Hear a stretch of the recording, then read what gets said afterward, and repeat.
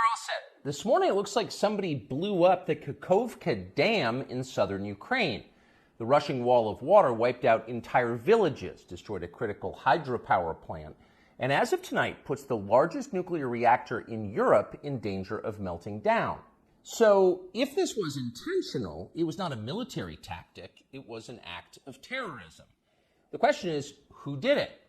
Well, let's see. The Kakhovka Dam was effectively Russian. It was built by the Russian government, and it currently sits in Russian-controlled territory. The dam's reservoir supplies water to Crimea, which has been, for the last 240 years, home of the Russian Black Sea Fleet. Blowing up the dam may be bad for Ukraine, but it hurts Russia more.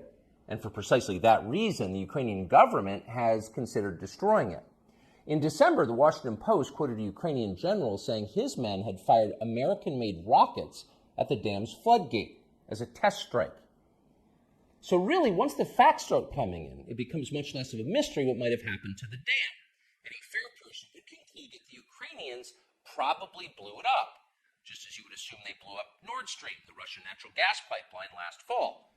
And in fact, the Ukrainians did do that, as we now know. It's not like Vladimir Putin is anxious to wage war on himself.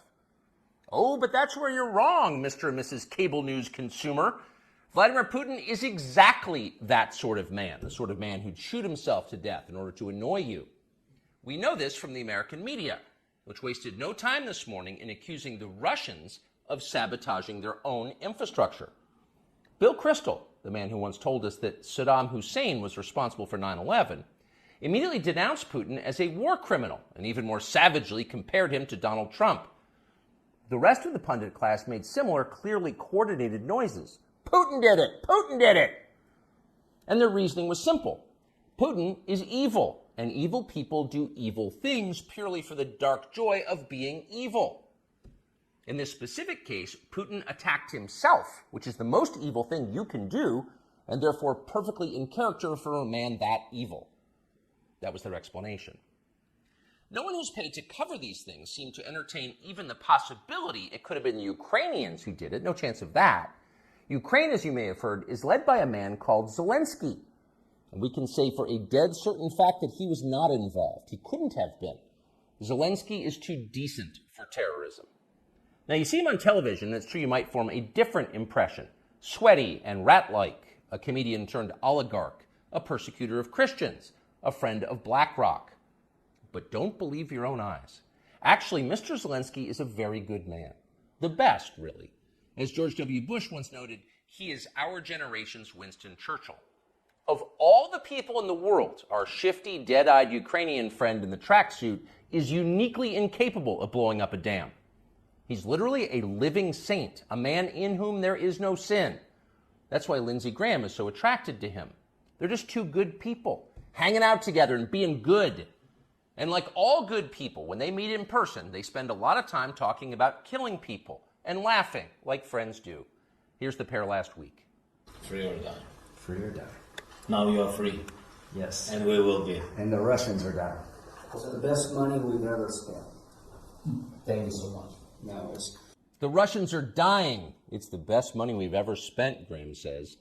A smile spreads across his thin, quivering lips as he forms the words. He looks like a starving man contemplating a breakfast buffet. The aroma of death has aroused Lindsey Graham. Thanks so much, replies Zelensky. He feels the same way.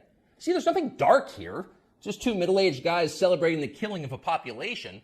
They don't seem like the kind of people who'd enjoy flooding villages or starting a famine. And in any case, who cares if they are? It's really not your business. Your job is to support Ukraine. Watch Nikki Haley, a Republican candidate for president, explain this principle on CNN. A win for Ukraine is a win for all of us. And for them to sit there and say that this is a territorial dispute, that's just not the case. To say that we should stay neutral, it is in the best interest of America. It's in the best interest of our national security for Ukraine to win. We have to see this through. We have to finish it. See? It's very easy to understand. It is vitally important for you to support Ukraine because it's necessary for Ukraine to be supported by you. Your support is mandatory until it's finished, whatever it is, and whatever that means. So shut up and support Ukraine or else you're in trouble. Back when they still taught logic, statements like this were known as tautologies. Something is true because it is. The more you repeat it, the truer it becomes. It's a self-reinforcing reality. There was a time when tautologies were considered illegitimate arguments, not to mention hilariously stupid. Only dumb people talk like that. Now everybody in power talks like that. Diversity is our strength. Trans women are women. Zelensky is Churchill. It's all self-evidently true. Doesn't need an explanation, and don't ask questions. Sound familiar? Of course it does. That's the pap they're serving us day after day in steaming, lumpy portions. By this point, it's possible that American citizens are the least informed people in the world. Your average yak herder in Tajikistan knows who blew up the Nord Stream pipeline. It's obvious.